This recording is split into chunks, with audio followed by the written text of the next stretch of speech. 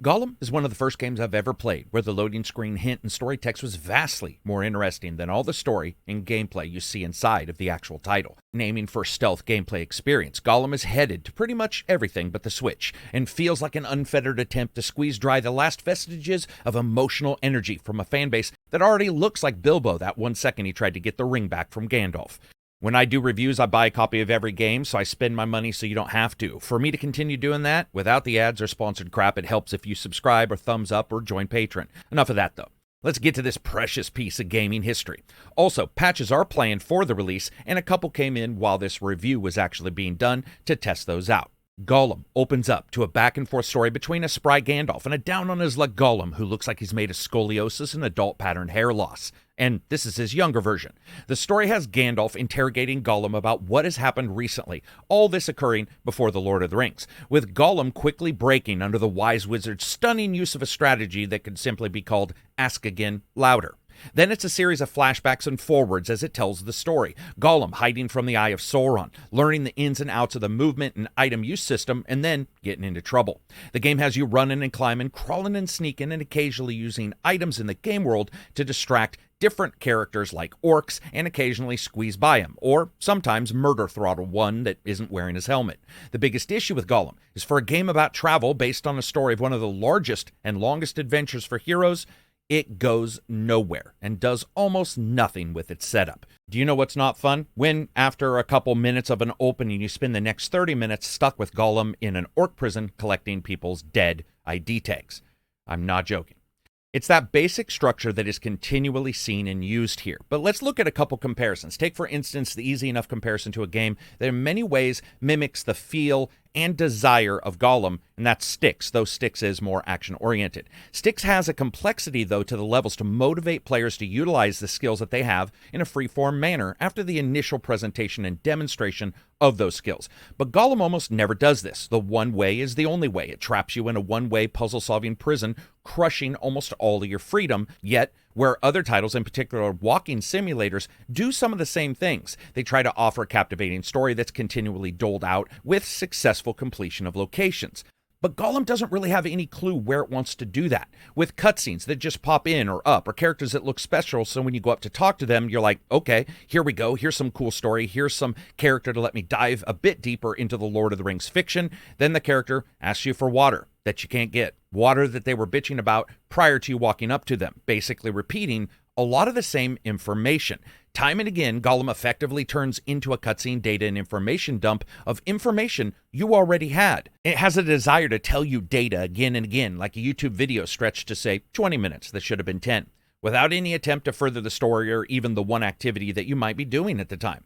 Gollum's looking for a puzzle path kind of gameplay experience, but not branching out into one, does hurt the title, meaning that every location is this predetermined color-coded ledge like Gandalf trundled along before you got there with a yellow highlighter and marked everywhere you could or could not go. I guess if Gollum has one thing going for it, it's that this little booger can scoot, arms and legs straight up flailing around as he just jets across levels. He's got 4 getaway sticks instead of 2, and his speed across the ground or climbing shows that every time. But you're consistently shoved into situations that are so lackluster in their imagery and gameplay mechanics use that you have to assume Gandalf's interrogation is just a giant scheme to make Gollum a better storyteller later on. Now, Gollum and Smeagol can argue, and this is one of the gameplay bits that the developer has shown prior. You can choose many times who to answer as and who to answer against, and fleshes out that story when you do so. Arguing over points, you have to convince Smeagol or Gollum, like Ace Attorney, the homeless edition, with him bantering back and forth before usually easily convincing the other side that it's best to just agree every choice is a bad one and move on, much like I did with this game.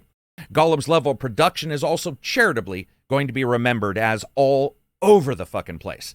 Sometimes a character's lips move during cutscenes, other times they don't. Sometimes they move a little bit and then stop in the middle, and sometimes both characters don't face each other as they continue to talk, making all the characters look like they're a full generation ago in their presentation. The game stuttered during those presentations doesn't help either, with cutscenes drawn in details and popping in the geometry right in front of you consistently.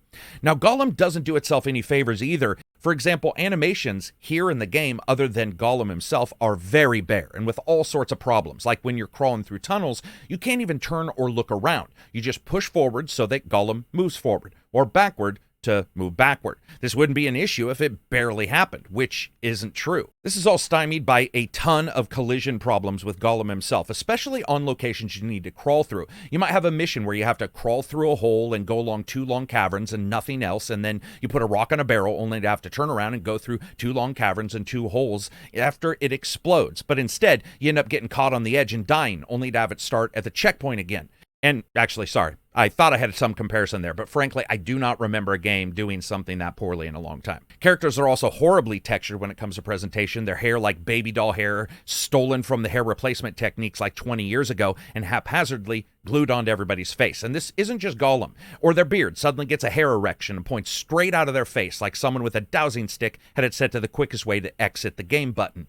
Here's what I thought Gollum would do, though. I thought it would present us with at least a graphically passable and unique angle on a character loved by the books and movies. Here's what Gollum does. Everything but that. And it doesn't help that Gollum, who's probably the best looking character of the entire title, still looks like someone roughly sketched the teen emo version of Gollum during a break and then everybody was like, yeah, sounds good. Artistic license with major IPs or genres is a fascinating way to bring in more fans. Sometimes cel-shaded productions have brought in more gamers into shooters like Borderlands. Other times, games like Gollum make you wonder what happened. Performance here is also a hugely mixed bag, and currently, especially in exploration locations, you can see stutters and FPS drops everywhere. This is especially noticeable when the game decides that you probably don't know what you need to do, so it has a long camera shoot moving through the entire level from start to finish to show you how to get from point to point, and it looks like a damned GoPro losing signal. With the 1080 Ti settings had to be dumped super low to get it playable at 1080p, and with frame generation on with a 4090, stutters still came up. Many of them most likely also caused by the game's choice of using the Unreal Engine, but it is not a smooth title. Luckily, something that is more smooth are some of the audio sections. The soundtrack in particular evokes feelings from the movies and has some incredibly tense tracks during stealth sections with this awesome deep drop tone that rises up when you're exploring. It's actually so noticeable, it sometimes made me think something was going wrong with the audio section just for a second, or my setup. It's disturbing, it's creepy, absolutely an excellent idea though. And other tracks are very orchestral fare with a good deal of somber sections from stringed instruments that really feel at home right in the desolation of Middle Earth. And with the movies, one particular awesome bit of note is that in places where the audio is impacted by the location, with music coming in echoey or full of menace. I love that. Now, voices. Honestly, the change of Gollum's voice actor is noticeable, but it's not as bad of a representation as I think some people will assume it is. Andy's award-winning performance, so well known that anyone taking his place is bound to be considered less proficient, is missed. We've seen situations like this, though. For example, Guardians of the Galaxy. And while many like the movies better, I found that game's replication of the wayward galactic team was an incredible interpretation in its own right. Honestly, with all the other issues in Gollum, this was less of a problem than I expected. Other voices are hit and miss, with many orcs sounding like dudes who work down at the longshore docks, or people suffering from a super long version of laryngitis. Other characters like Gandalf and some others that you meet later on, I can say they're not that bad. I do see diehards hating this versions of voices, though. And then that brings us to the sound. And this is so important for games, especially a game based on stealth. The sound in Gollum is woefully uneven, with some places getting this focus you would expect on a game like this, especially crawling through caves that open up on one side with a massive ravine, and that audio stretches out on that side like an audible warning of the death that you're going to face if you fall in. Moving around some of the locations later has this excellent sourcing for environmental audio as well, making fortresses and prison cells sound as accurate as, well, probably anyone wants to know about. Other locations' sound direction is fantastically lean, with few indications of enemies around you or above you or beside you or exactly where you are and what is going on in the location that you're in. And when attention is paid, it's actually not bad. Though I would point out that some samples for moving around in water and in areas of stone and those kind of surroundings, they're a little bit raspy, something that I can see a lot of people being particularly bothered by over long times of play. This all brings us to fun factor. Is there any fun in the game?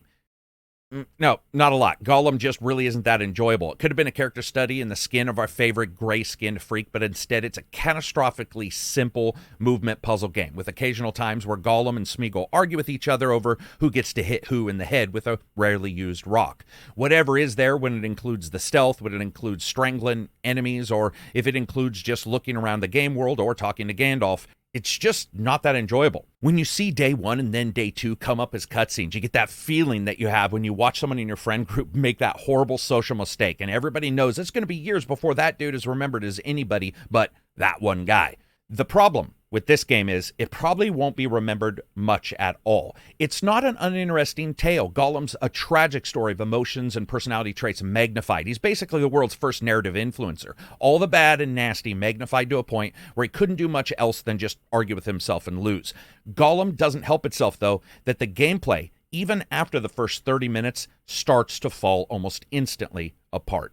As you guys know, I rate games on a buy, wait for a sale, or deep sale, or never touch rating system. Gollum needed a great deal more time. As emaciated and scatterbrained as that title character, it shines at times, then it dives down to the darkest depths, and for anyone but the most diehard fan of Lord of the Rings who needs a game case to sit beside their Gandalf wooden codpiece, this is going to be a wait for a deep sale. Nothing about the game looks like it was a lack of skill or care. Maybe a little bit here and there. It looks, though, like a lack of time and release schedule. And sadly, patches of the technical issues are not going to fix the majority of the problems I had with Gollum. So anyway, I hope you guys like these reviews. As you guys know, I buy a copy of every game I get, so if you get a chance, check out the Patreon. I would love for you to thumbs this up or subscribe. And if you get a chance, go out there, find a game that you like, and tell other people about it, because there's enough bad news for everybody. Peace out, and enjoy the rest of your week.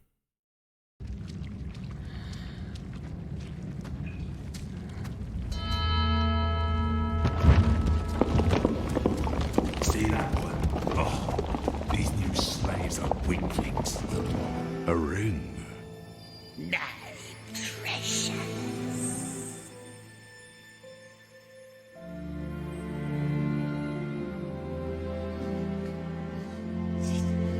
You were looking for it, weren't you?